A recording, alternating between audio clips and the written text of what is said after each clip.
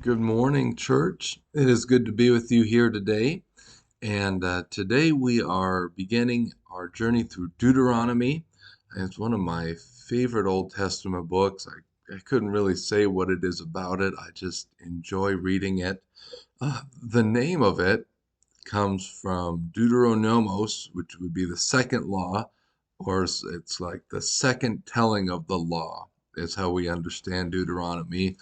Moses is giving his a farewell speech, basically recounting now to the new generation of Israelites what happened, highlighting the law, and getting ready to send them in because they're going to have to go without him. And the book begins with this really sad statement.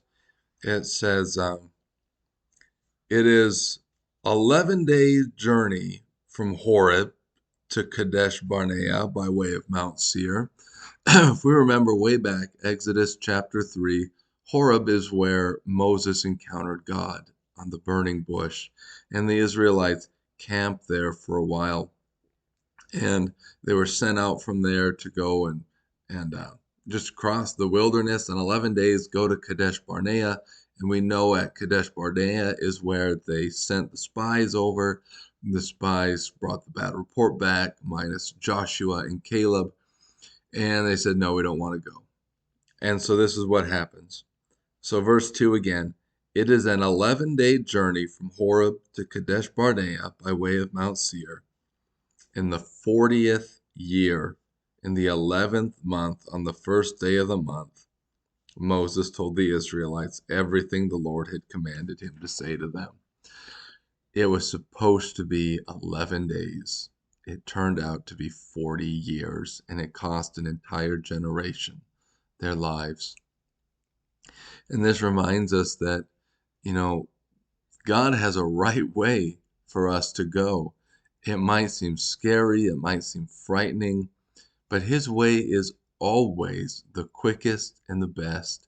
I had a seminary professor ask me, and I just always remember this. He says, do we really think that God can do things better than us, faster than us, more powerfully than us, with longer lasting effect than us? Yes, well, then why don't we pray and do it His way? Why do we insist on doing it ourselves? And we're just a stubborn people, and we trust God. I heard this on the radio. We trust God just a little bit less than our biggest problem. So often, we'll give Him some little stuff, we'll throw Him some of our spare change. But when it comes down to the height of it, we just don't trust. And Jesus asks in Luke 6, why do you call me Lord, Lord, and don't do what I tell you to do? In the Truth Project, a wonderful teaching series, the instructor makes this beautiful quip. He says, if I really believed what I said I believe, then I would never leave the presence of God. He asked, do you really believe what you say you believe? Is it deep down in your heart? What does real trust and belief look like? Let's go to the widow's gift, Mark 12.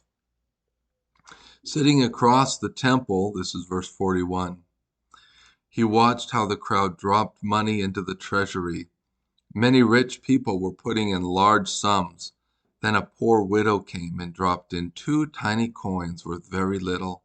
Summoning his disciples, he said to them, truly I tell you, this poor widow has put more into the treasury than all the others.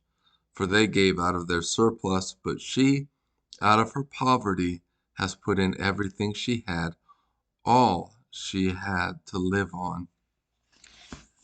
Everything. What did that widow do when she went home? I often wonder. What what was the next step in her life? I wish the Bible camera followed her a little bit more. Who was this woman?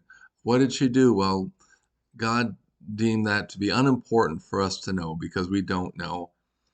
But her praise has echoed down for the centuries now. And this is what real trust looks like.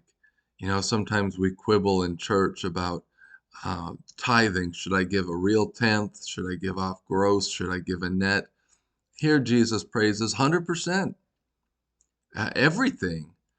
And really, it's all God's anyway. Um, this isn't a plea for you to give 100% of everything you have to the church, but in answering the question, what does trust look like?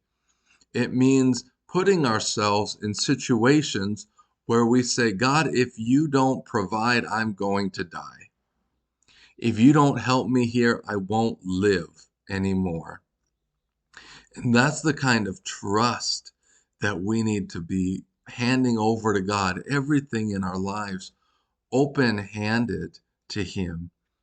Don't force God's hand that He needs to lay heavy discipline on us and move us 40 years through the wilderness. It could just be an 11-day trip. Trust Him with what you have so that He can say at the end of it all, well done, my good and faithful servant. Let me know what your thoughts are, what you think about some of these other parables of Jesus, and what your thoughts about the Israelites' wilderness journey are. And I look forward to talking to you soon.